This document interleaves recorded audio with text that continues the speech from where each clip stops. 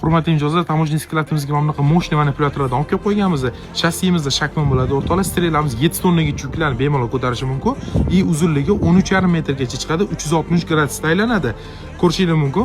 Manipulyatorimizni razmerlari 12,5 ga 2,5 metr va balandligi 308 metr bo'ladi. Hozir sizlarga kabinasi bortlarini ham bitta ko'rsatib o'taman.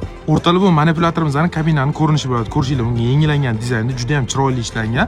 Obishni o'sha manipulyatorlar chiqqan qizil rangda ishlangan ekan. Hozir salonni ham qisqacha ko'rsatib o'taman. Hurmatli mijozlar, bu bizning manipulyatorimizni salon ko'rinishi bo'ladi. Ko'rishingiz mumkin, bu yerga bemalol o'zi ikkitaga mo'ljallangan 3 ta odam ham bemalol o'tirsa bo'ladi. Juda ham chiroyli rullari, tablo, bu yerda akustikalari, o'zining kerakli hamma detallari bor, konditsioner, pechka, barcha narsasi bor. Orqada bunaqa joylari ham bor.